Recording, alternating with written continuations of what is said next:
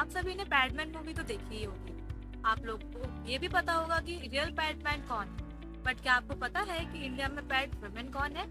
This podcast of candid tales is bringing to you pad women of India, Maya Vishwakarma ji, who is successfully educating lots of women across the state of Madhya Pradesh. उन्होंने बताया वो किस तरीके से लोगों को जाकर एजुकेट करती हैं about menstrual practices and menstrual hygiene. So this podcast is for all of us who don't know what in our country women is doing. So stay tuned and watch the whole podcast.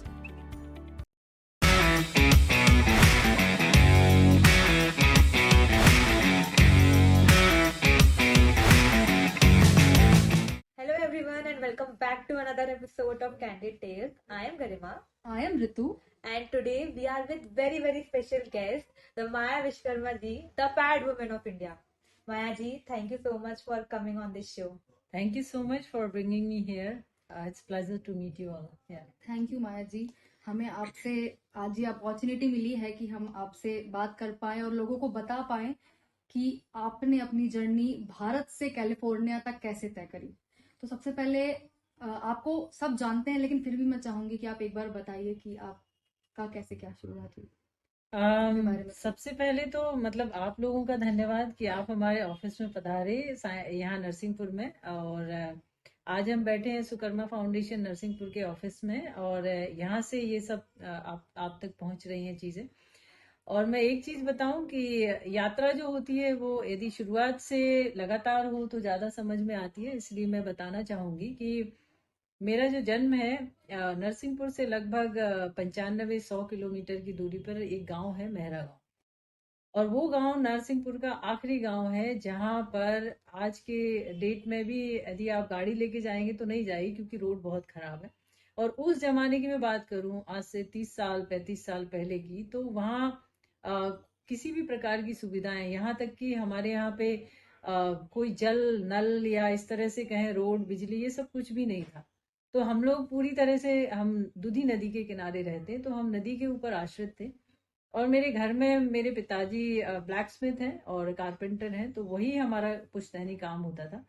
और जब मैंने उस घर में परिवार में जन्म लिया तो बड़े जब हम हुए तो कैसे हुए कि वो जो सामान्य तौर से हम एक छोटे गांव के बच्चों को देखते हैं कि वो नदी में नहा रहे हैं, आके स्कूल चले गए तो ठीक है, क्योंकि हमारे 8वीं तक स्कूल था उस जमाने में। तो हम लोग मात्र मतलब बैठने के लिए स्कूल जाते थे। उसके बाद में कभी गैया के पीछे चले गए, कभी खेत चले गए, कभी जो है लकड़ी बीनने चले गए।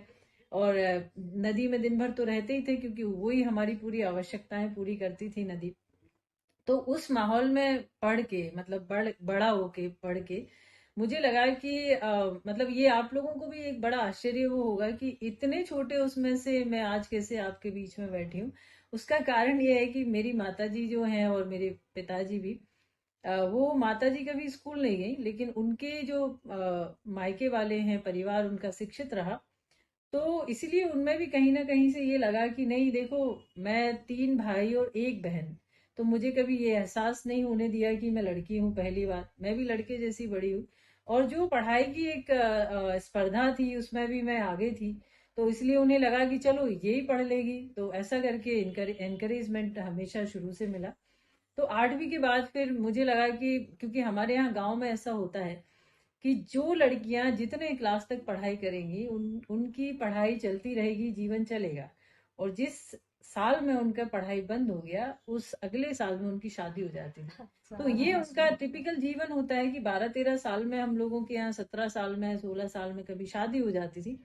और आज मतलब मेरे साथ में मैं देखती हूँ कि मेरे साथ में जो मेरी फ्रेंड्स वगैरह जो बचपन में खेलती थी, उनके बच्चों की शादी हो चुकी है, क्योंकि उनका जो है जब उन्होंने पढ़ाई छोड़ी तब उनका शादी हो गया। तो ऐसे माहौल में जब मैं कहूँ कि अपने आप को बहुत फॉर्चुनेट मानती हूँ कि वहां से निकल के मुझे एक दूसरे गांव में, जो मेरे मामा का गांव है, वहां जाने का मौका मिला। फिर मैंने 2 क्लास वहां पढ़ाई की, 9वीं 10वीं। फिर उसके बाद उनके यहाँ भी स्कूल नहीं था, तो मुझे दूसरे गांव में आना था। तो फिर साईंखेड़ा एक हमारे पास में टाउन है, तो वहां पर हम गए, तो मैं और मेरा भाई रह के पढ़े। तो वहां भी 2 क्लास, 11वीं 12वीं। तो इस तरह से भटकते भटकते मैं जो है नरसिंहपुर पहुंच इसमें जबलपुर पहुंची। और जबलपुर में सेकेंड ईयर से मैंने पढ़ाई किया, क्योंकि फर्स्ट ईयर मैंने गाडरवारा में किया। और जबलपुर में जब पहुंचे तो धीरे धीरे लगता था कि नहीं यार, ये हमारे गांव से बहुत बेहतर है, बहुत सारी सुविधाएं हैं। और उस समय तक, क्योंकि हम जब छोटी जगह रहते हैं तो एक हिम्मत नहीं हो पाती कि घर से कैसे बाहर निकले, और वहां से बाहर निकलना और खुद से मतलब काम करना। तो मैंने ट्यूशन वगैरह पढ़ाना शुरू किया बच्चों को, तो उससे जो भी आय होती थी उससे मैं इंडिपेंडेंट बनी। और उसके बाद मैं अपने ही क्या पढ़ना है क्या नहीं पढ़ना है वो चीजें खुद से निर्णय लिए। और मुझे साइंस में बहुत इंटरेस्ट रहा शुरू से, मतलब विज्ञान मेरा एक फेवरेट सब्जेक्ट रहा है, क्योंकि जो भी मैं सोचती थी कहीं ना कहीं उससे कनेक्टेड होता था। तो मुझे विज्ञान में बहुत आगे बढ़ना था। तो इसी तरह से, क्योंकि हम सब जैसे आपने अभी बता रही थी कि आप नीट की पढ़ाई किया करना चाहती हैं, डॉक्टर बनना चाहती हैं, तो मैं भी इसी तरह से डॉक्टर बनना चाहती थी। लेकिन अब उतनी छोटी जगह पे गांव में हमें कहाँ वो माहौल मिलता है, कोचिंग नहीं मिलती, टीचर नहीं होते। तो कहीं ना कहीं हम डॉक्टर का 1 साल का हमने पीएमटी दिया और उसके बाद ड्रॉप हो गया। फिर सोचा कि नहीं, अब चलो सेकंड ऑप्शन क्या है, बीएससी, जो आप सही दिशा में जा रही हैं। तो वैसे वैसे हमने सोचा तो बीएससी किया। उसके बाद एमएससी के लिए हम यूनिवर्सिटी गए और ये रानी दुर्गावती यूनिवर्सिटी में रह के पढ़ाई किया। और वहां से फिर दिल्ली, और दिल्ली के एम्स में जब हमारा यूनिवर्सिटी में जो आखिरी सेमेस्टर होता है वो हमें कहीं बाहर जाके करना होता है, तो सौभाग्य से मुझे दिल्ली मिला और दिल्ली में मैंने अपना रिसर्च किया। फिर जूनियर रिसर्च फेलोशिप मिला। तो एम्स में जाकर मुझे लगा कि मैं कहाँ एक छोटी सी मेहरा गांव की बूंद और समुंदर में आके मैं यहाँ मिली हूँ। तो मुझे अपने आप को मतलब अपॉर्चुनिटी कि उसमें मुझे थोड़ा सा मतलब खुद से डेवलप करना चाहिए, अपनी पढ़ाई आगे क्या करना है, करियर कैसे करना है। तो यही सब करके मैं फिर एम्स के बाद फिर मैं अमेरिका गई। पहले मैं रिसर्च के काम से गई, फिर उसके बाद मुझे लगा अमेरिका बेहतर है एम्स से। तो फिर मैं पढ़ाई फिर से मैंने किया और फिर से मैं वहां पे पढ़ाई करने एज अ पीएचडी स्टूडेंट गई। तो बहुत शॉर्ट में मैंने आपको बताया, लेकिन यदि मैं ये जर्नी किताब भी लिखने बैठूं तो शायद कम पड़ जाएगी। तो फिलहाल अभी तक की जर्नी ऐसी रही। बिल्कुल, आई एम श्योर ये काफी ज्यादा टफ रही होगी, क्योंकि जहाँ पे अभी हम रहते हैं वहां से लेके अगर कोई आगे बढ़ रहा है तो आई एम श्योर बहुत सारी चीजें आती होंगी जो आपको नीचे धकेलती होंगी। कैलिफोर्निया में आपने बताया कि आप सिलिकॉन वैली में काम भी कर रहे थे, तो वहां से आपको कैसे प्रेरणा मिली कि मुझे अपने मेहरा गांव के लिए कुछ करना है, मुझे अपने नरसिंहपुर के लिए कुछ करना है, लोगों की मेंस्ट्रुएशन की जो प्रॉब्लम होती है उनसे रिलेटेड कुछ करना है। तो वहां से नरसिंहपुर आने की जर्नी आपकी कैसी रही थी?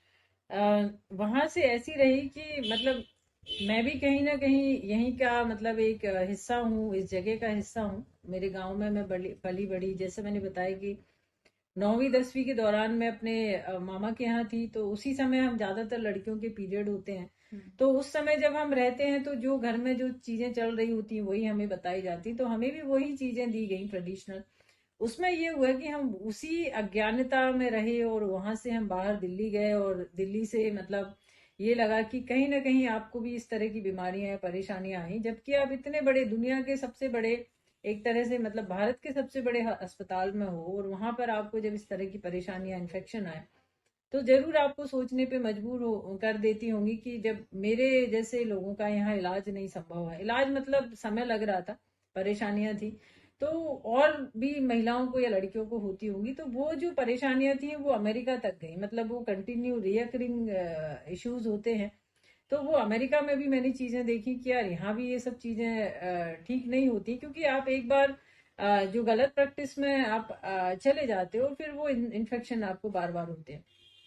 तो वही जब मैंने वहां देखा तो लगा कि मेरी पढ़ाई लिखाई का क्या महत्व है यदि मैं जानते हुए भी यदि मैं इस समस्या का हल ना ढूंढ पाऊं। तो खुद से मतलब जो समस्या थी उसको जमीन पे मैंने ढूंढा, और कहीं ना कहीं वो एक कनेक्शन हुआ कि नहीं, अब मुझे अमेरिका की बड़ी रिसर्च में नहीं काम करना है, मुझे अब अपने ही जैसी जो लड़कियां हैं जो अभी बड़ी हो रही हैं, या जो महिलाएं हैं जो इस समस्या से ग्रसित हैं, उनके लिए मुझे थोड़ा कुछ करना है। क्योंकि वहां से आके जब आप यहाँ कोई भी बात बोलते हैं तो आपकी बात सुनी जाती है, और खास तौर से आप जब यहीं के जैसे रह के वो बात करते हो, उन्हीं की भाषा में बात करते हो, अपन जैसे बुंदेलखंडी में बात करें, तो ये सब लोग इतने पे सुनने लगे कि भैया एक मोड़ी आई है अमेरिका से जो ऐसे कचू कचू बोल रही है, तो मतलब वो बात जो है आपका मायने रखती है। तो इसी कारण से मैंने वो सब छोड़ा और इस संस्था का निर्माण किया, सुकर्मा फाउंडेशन बनाया, और उससे फिर हमने सैनिटरी पैड नो टेंशन जो है आज आपके सामने है। तो उसी समय से ये जर्नी शुरू हुई। जो घर से निकले नहीं गुमराह वो है, भटकते भटकते तो मंजिल मिल ही जाएगी, आप उसका सबसे बड़ा उदाहरण है। मैं आपसे ये जानना चाहूंगी कि जब आपके मन में ये ख्याल आया कि अब हमें इसके लिए ये करना है, कभी ना कभी आप भी इस समस्या से आपने भी अनुभव किया है।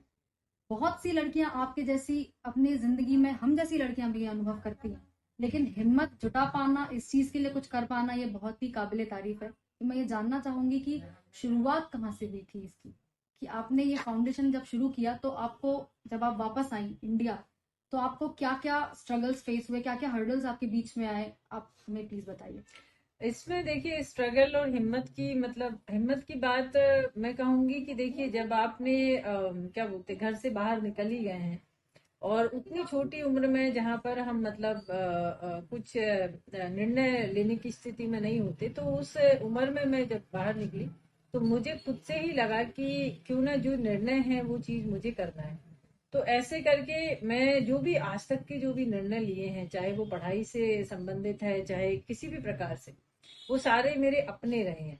तो जब मैं उस मुकाम पे पहुंची हूँ कि नहीं अब मुझे जो है ऐसा अलग करना है, क्योंकि अमेरिका में एक अच्छी खासी नौकरी होती है और आप उन सब चीजों के बीच में आते हैं, और जब फिर आपको ऐसा निर्णय लेना पड़े कि अच्छा आप ऐसा कुछ करने जा रहे हैं, तो बहुत सारे लोग आपको कोशिश करते हैं कि नहीं तुम पागल तो नहीं हो, क्योंकि लोग तो अमेरिका जावे के लाने मरे जाते हैं और तुम जो है छोड़ एक के आ रहे वेल हो। स्टैब्लिश्ड तो करियर छोड़कर। तो ये सब समस्याएं लोग आए, लेकिन आपके आसपास आप फिर एक बार निर्णय ले लेते हैं तो फिर आपके लिए रुकना मुश्किल है। तो मैंने भी कुछ ऐसे ही निर्णय लिया कि नहीं अभी तो मैं कर सकती हूँ, हो सकता है आज से 20 साल 40 साल बाद मेरी वो स्थिति ना रहे कि मैं गांव गांव जाऊं, या इतनी एनर्जी ना रहे कि मैं ये सब चीजें अभी लगा पाऊं।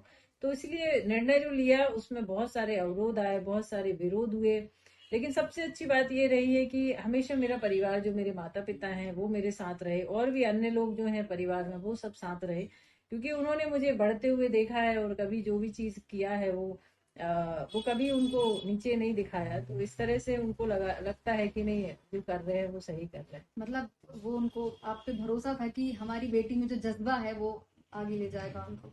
बिल्कुल, यदि आप कुछ लीक से हटके करते हैं तभी आप अलग से अपनी पहचान बना पाते हैं। तो मतलब मैंने इस पहचान बनाने के लिए ये सब नहीं किया, मैंने समस्या का निदान के लिए मैंने ये सब किया। लेकिन वो समस्याएं आती गई और आती गई, और अभी चल रहा है और चलता भी रहेगा, मुझे नहीं पता अनवरत कितना समय लगेगा। लेकिन हाँ ये है कि एक खुशी मिलती है कि आप कुछ एक ऐसी चीज कर रहे हैं या ऐसी कुछ चीजें कर रहे हैं जो वास्तव में मतलब जरूरी भी है, और हम सबको थोड़ा थोड़ा सोचना चाहिए। इन सब के बीच में अगर फैमिली और अपने क्लोज वंस का सपोर्ट मिल जाए तो आपका दृढ़ निश्चय और ज्यादा बढ़ जाता है। बिल्कुल। जब आपने स्टार्ट किया होगा तो छोटी छोटी चीजें कलेक्ट करना, जैसे कि आपके यहाँ पे वॉलंटियर्स जो हैं, आप जो मटेरियल लाते हो, वो आपकी जो मशीनें हैं वो सब इकट्ठे करने में, उनको लाने में, उनको एक जगह इकट्ठा करने में, वर्कर्स लाने में, लोगों को बताने में काफी ज्यादा तकलीफें हुई होंगी। तो इन सब की स्टार्टिंग आपने कैसे की थी? देखिए स्टार्टिंग ऐसे की कि क्या होता है कि जब भी मैं कोई काम करती हूँ तो मैं खुद को बहुत इन्वॉल्व करती हूँ वो काम में, क्योंकि एक एक चीज देखना, निर्णय लेना, करना, चीजें जुटाना, वो सब चीजें मतलब धीरे धीरे आती हैं। तो जब ये चीज अब मैंने करने की सोची कि यार ये मशीनों में मेरी एक्सपर्टी नहीं है, मैं इस फील्ड में नहीं हूँ, मैं कभी इंडस्ट्रीज में गई नहीं और मेरा विषय भी नहीं है, क्योंकि मैं विज्ञान में शोध की छात्रा रही हमेशा से। जब इस काम के बारे में सोचा तो पहले अपने खुद से रिसर्च किया कि यार ये कौन कर रहा है। फिर एक बार अरुणाचलम मुरुगनाथम जो रियल पैडमैन है उनका वीडियो मैंने टेड टॉक देखा। फिर लगा कि इस आदमी के पास जाना चाहिए, क्योंकि इन्होंने ये शुरुआत करी, इनके सामने क्या समस्याएं आई होंगी और ये अभी कैसे कर रहे हैं। तो मैं उनसे मिलने पहुंची कई 1-2 साल बाद। फिर उनसे मिलने के बाद थोड़ी हिम्मत बढ़ी कि नहीं तुम भी कर सकती हो। फिर आसपास जो भी इस इन मशीनों के वेंडर थे उनके पास गई, तो उन्होंने कहा कि ठीक है हम ऐसा करते हैं, हम वैसा करते। तो हमें जो सही लगा वो हमने फिर मतलब लिया, मशीनें ली, सब चीजें अपनी जुटाई।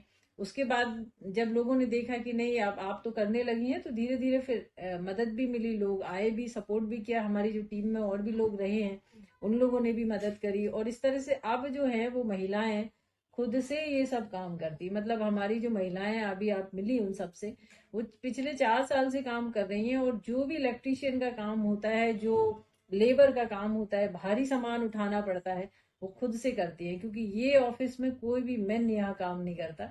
हम चाहते हैं कि महिलाओं का हौसला बढ़े, उनका मतलब जो है यहाँ पे काम हो, रोजगार हो एक तरह से, तो वही इस काम को चलाती हैं। और जो भी मदद, मतलब जो भी परेशानियां होती हैं, ज्यादा बड़ी होती है तभी वो मेरे पास पहुंचती हैं। लेकिन जो भी है चीजें, हम जब तक किसी चीज के पीछे नहीं पड़ते हैं वो काम हमारा पूरा नहीं होता। तो मेरी ऐसी आदत बनी हुई है कि जड़ में जाके अपन को ढूंढना है परेशानियां, और परेशानियों को सॉल्व भी करना है। तो ऐसे ही ये काम चलता है। जैसे कि आपने बताया कि महिलाओं को मतलब आप रोजगार देती हैं और उनसे ही सब कुछ करवाती हैं, तो बहुत ही अच्छी बात है कि जब ये एक महिला जब समझेगी कि ये क्या चीज है और इसे कैसे बनाया जाता है, तो वो ज्यादा कॉन्फिडेंट हो पाएगी इस चीज को यूज करने में और लोगों को कन्विंस करने में कि हाँ भाई ये चीज ऐसी है, ये चीज ऐसी की जाती है। तो जब आपने महिलाओं को अपनी टीम में लिया और जब वो गांव गांव जाती थी, तो जो गांव की महिलाएं जो बिल्कुल घर के कामों में लगी रहती हैं, जिनको और चीज की कुछ भी पड़ी नहीं रहती, जिनको लगता है कि कपड़ा यूज करना हो या कुछ भी हो वही सही है और पैड और ये सब उनके समझ में नहीं आता, तो फिर उनके इश्यूज को आपने कैसे एड्रेस किया महिलाओं के थ्रू? देखिए, सबसे पहले मतलब ये परेशानियां हर घर में है और जेन्युइन है, ये हर जी महिला बिल्कुल। को पता है, हर हर लड़की को पता है। लेकिन बस ये है कि उन्हें भी ये नहीं समझ में आता कि हम शुरुआत कहाँ से करें, क्योंकि जी अभी समस्या ये है कि पैड लेने जाते हैं तो पैड महंगे लगते हैं, बजट में नहीं आते, और जो बजट में आते हैं मतलब वो वहाँ मिलते नहीं है। कहने का मतलब है कि हम दूर दराज एरिया की बात करें तो आप पैड खरीदने जाएंगे, आपको लोकल उसमें दुकान में नहीं मिलेंगे, क्योंकि उनसे किसी ने लिए नहीं तो उनने रखे नहीं। तो इस कारण से ये समस्याएं तो आती हैं। तो इस कारण से उन्हें भी लगता है कि जो समस्याएं, जो चीजें हम पहले से यूज करते आ रहे हैं, क्यों ना हम वही चीजें अभी करें, क्या बुराई है। मतलब 1 महीना कट गया, 12 महीना कट जाएंगे, फिर 12 साल जी कट बिल्कुल जाएंगे। सही, तो बिल्कुल। हम, मैं भी वैसी ही थी, क्योंकि मैं भी सोचती थी दिल्ली में रह के पैड क्यों यूज करना, वो उसमें पैसे लगते हैं, आप वो उतने पैसे बचाएंगे। तो हम भी कपड़ा यूज करते थे वहां रहते हुए भी। तो कहने का मतलब ये है कि आपके पास में जागरूकता नहीं रहती, आपको उतनी समझ नहीं रहती कि यदि हम ये चीज को थोड़ा सा बदलें, या आप कपड़ा भी यूज कर रहे हैं तो उसको बेहतर तरीके से धो के, सैनिटाइज करके, धूप में सुखा के, और उसको एक अच्छी तरीके से आप उपयोग करें तो वो भी नुकसान नहीं है। तो बशर्ते कि मतलब साफ हो, और साफ की जो डेफिनेशन है वो हम यहाँ पर तो नहीं कर सकते, क्योंकि हम एक ही कपड़े को बार बार यूज कर रहे हैं, तो कहीं ना कहीं उसमें स्टेन्स रह जाते हैं और वही इन्फेक्शन का कारण बनते हैं। तो हम जब महिलाओं के पास जाते हैं, उनसे उनकी समस्या सुनते हैं, उनसे बोलते हैं, उनको बिठाते हैं, और उनसे ये भी पूछते हैं कि भाई आपकी पहले स्थिति क्या थी, अब क्या है। यदि आप 5 रुपए, 10 रुपए, 15 रुपए ये आप इन्वेस्ट करिए, क्योंकि आज यदि आप इन्वेस्ट नहीं करेंगे अपने स्वास्थ्य के ऊपर, तो कल आपको हजारों अस्पताल में देने पड़ेंगे। तो वो हजारों का अस्पताल में देना और उतना टॉर्चर सहना, उतनी परेशानियों में रहना, वो मुझे लगता है कि आपके पूरे परिवार को एक डिस्टर्ब करेगा। तो इसीलिए क्यों ना आप एक साफ सुथरी, ये चीजें हैं आपके पास, ऑप्शन है, कपड़ा भी है तो वो भी इस तरह से आप धोएं, उसको सुखाएं और उपयोग करें, और उस कपड़े को ज्यादा दिनों तक उपयोग ना करें, नया कपड़ा लें। पैड है तो उसको भी ऐसे यूज करें, और ऐसे करना है उसको, ऐसे डिस्पोज करना है, तो ये चीज भी है आपके पास में, ऑप्शन है। तो आपको जागरूक रहना है कि आपको पैसा अस्पताल में देना है या अभी 5 रुपए, 10 रुपए में आपको यहाँ से सेफ्टी रखना है। तो इस तरह से हम लोग शुरुआत करते हैं, और बहुत सारी महिलाएं मतलब जुड़ती हैं, उनकी समस्याएं भी जेन्युइन है, वो बताती हैं हमको। आप उनको हाइजीन प्रैक्टिसेस का एक तरीके से जी जी जी। नॉलेज अब भी प्रोवाइड जी करते हैं। बिल्कुल, बहुत अभी अच्छी। आप जैसे ये कैलेंडर देखेंगे तो हाँ जी। ये रखा है। हमने जब ये फैक्ट्री शुरू करी थी तो हमें लगता था कि शुरू करना बड़ा आसान है, क्योंकि पैसे हैं, मशीन खरीद ली, सिखा लिया, वो सब चीजें ठीक है। लेकिन लोगों की मानसिकता बदलना, उनको माइंडसेट। उनको जो है उन तक पहुंचना, उनको बताना इन सब चीजों के बारे में कितना महत्वपूर्ण है। तो हमने 2017 में एक कैंपेन प्लान किया कि हमारे मध्य प्रदेश में 21 आदिवासी जिले हैं, नरसिंहपुर मिला के 22 आदिवासी जिले होते हैं। क्योंकि मैं नरसिंहपुर जिले से हूँ तो मुझे सिर्फ नरसिंहपुर की पता है, या यहाँ बोलूँ कि मैं अपने घर तक की परेशानियां ही समझ सकती हूँ कि कौन से टैबू हैं, कौन सी रीति रिवाज हैं आपके घर में जब आपकी माहवारी आती है।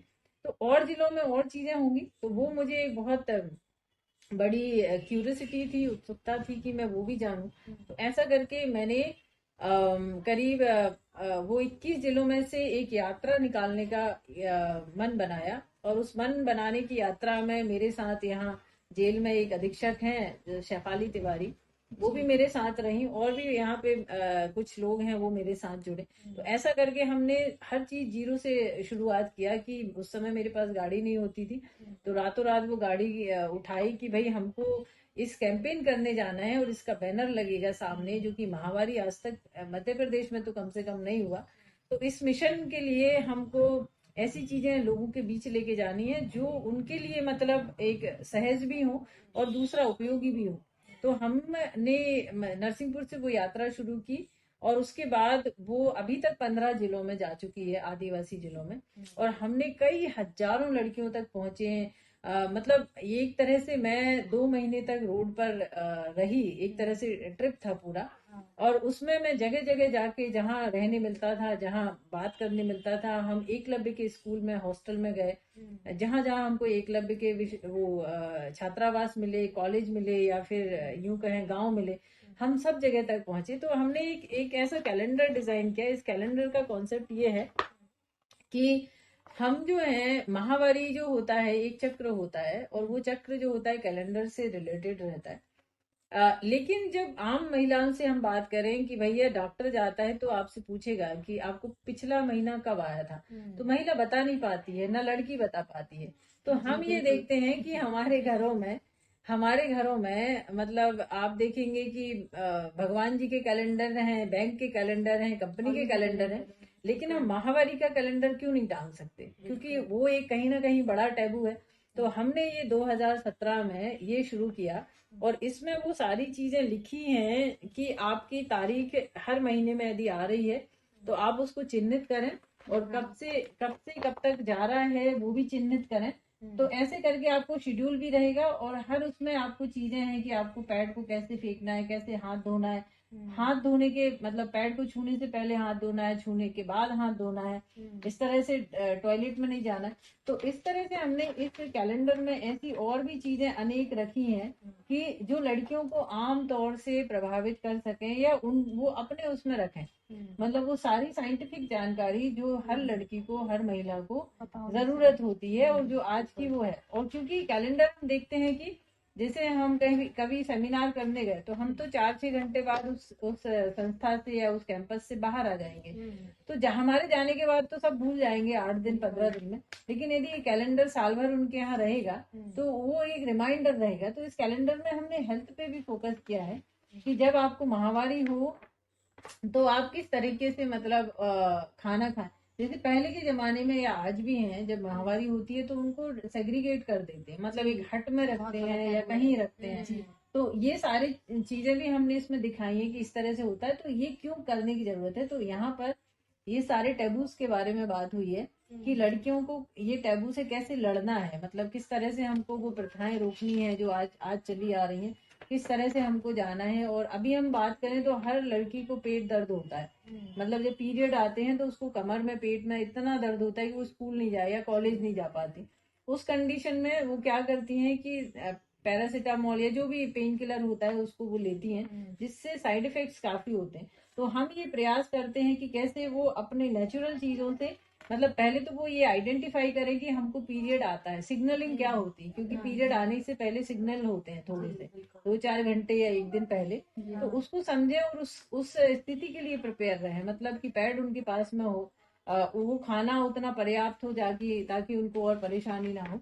तो इस तरीके से और भी चीजें हमने इसमें शामिल की हैं कि कैसे मतलब हर माँ बाप को भी समझना है कि भाई हमारी बिटिया का यदि पीरियड आ रहा है तो किस तरह से वो रहे उसमें, और घबराए ना। और मतलब एक हेल्थ को लेके एक बड़ी अवेयरनेस हमारे यहाँ नहीं है कि जैसे मतलब मैंने बताया कि एक्सरसाइज जो लड़कियां करती हैं, जो स्पोर्ट्स में होती हैं, उनको उस तरह के पेन बहुत कम होते हैं पीरियड के समय। तो ये चीजें हमने उस दौरान भी हमने हमारे सेमिनार्स के दौरान आई। और हम लोग सबसे बड़ी गलती ये करते हैं कि खाने में बहुत ही अनियमित तरह का रहता है। तो उससे क्या रहता है कि खाने में बेसिकली हमें क्या खाना है, हाई प्रोटीन, हाई आयरन और कैल्शियम, ये सब चीजें हमारे भोजन में प्रचुर होना चाहिए, तभी हमारा ब्लड और हम एक्टिव बने रहेंगे। नहीं तो मैंने ज्यादातर देखा है कि लड़कियों के पीरियड आते हैं और वो ऐसी रहती हैं 5-8 दिन की, बस आप तो सही में ये जाने वाली। We can तो totally ये relate. सारी चीजें मतलब हमने इसमें शामिल की हैं और उससे मतलब एक एक प्रभाव पड़ा है कि लोग मतलब समझते हैं लड़कियां रखती हैं। और एक तरह से हमने एक छोटी सी एक पैम्पलेट भी बनाई थी जो लड़कियां अपने बैग में रखें और उसमें ये सारी चीजें हों कि जब पैड यदि उन्हें मिलता है तो उस पैड को उन्हें कैसे लगाना है, कितने घंटे तक लगाना है, कहाँ फेंकना है, कैसे डिस्पोज करना है, क्योंकि ये चीज बहुत जरूरी है लड़कियों के लिए या महिलाओं के लिए। गांव में या स्कूल में वो रहती है, नहीं तो पैड को हम देखेंगे कि यहाँ वहाँ फेंक देते हैं, उसके साइड इफेक्ट्स बहुत होते हैं। तो ये चीज हमने बैग के में रखने के लिए बनाई, क्योंकि एक दो बार हमें ऐसा सुनने में आया कि आदिवासी जगह लड़कियों को जैसे पैड दे दिए, किसी मैडम ने बोला कि चलो पैड है तो इस बच्ची को दे देते हैं। वो बच्ची पैड देखने के बाद वो रोने लगी कि भाई ये पैड मतलब मैं क्या करूं इनका। तो उस टीचर ने पूछा है कि भाई तुम रो क्यों रही हो, तो बोले पहली बात तो मुझे यही नहीं पता कि इनको लगाना क्या। बेसिकली क्या है कि पैकेट हर किसी के हाथ में आ जाएगा, लेकिन जब तक उसे ये नहीं पता चलेगा कि उसको लगाना कैसे है, फेंकना कैसे है, कितनी देर बाद लगाना है, तब तक उसकी किसी काम का नहीं है, चाहे आप कितना भी फ्री में दें। तो इस तरह की ये अवेयरनेस भी होना बहुत जरूरी है कि भाई ये चीज बहुत छोटी सी है लेकिन हर किसी को पता नहीं होती। ये चीज हमने उस यात्रा के दौरान मतलब देखा। तो ऐसे करते करते चल रहा है अभी तक जैसा भी है। तो काफी चीजें हैं जो और करनी है, बट बहुत सारे ऐसे गांव थे जिनका मैं नाम नहीं लेना चाहूंगी, लेकिन मैं इतनी दूर गई हूँ कि मास्टर जी को बोला कि मास्टर जी ऐसे ऐसे हम बात करने वाले थे। मास्टर जी कहते हैं अभी रुकिए, हम आपको कुछ लड़कियों को इकट्ठा कर देंगे और हम दूर चले जाएंगे, और लड़के तो है ही नहीं है, तो इसलिए अब आप आपस में बात कर ले। अब आप चलिए। इट्स अ नेचुरल फिनोमेना, ये बिल्कुल। हर लड़की के साथ होता है। उसमें तो- कुछ भी अलग नहीं है, कुछ नया नहीं है, लाइक कुछ वियर्ड नहीं है। It's very normal. नॉर्मल एक वर्ड यूज करेंगे कि ये बहुत नॉर्मल है। और इसको अलग करने की भी ज़रूरत नहीं है कि इसको घिना मानने की या खराब मानने की ये ज़रूरत नहीं। कुछ लोग होते हैं ना जो सोचते हैं ये चीज़ कि लड़कियों को पीरियड इसलिए हो रहे हैं क्योंकि उन्हें पिछले जन्म में कोई गंदे पाप किए हैं तो उसका वो निकल रहा है। मैं इस There बात are को many taboos. यार मैं ये बात सुन के शॉक हो गई थी जब मुझे ये बात पता चली कि लोग ये तक मानते हैं कि लड़कियां जो पाप करती हैं उनका वो प्रायश्चित निकल रहा है वहाँ पे।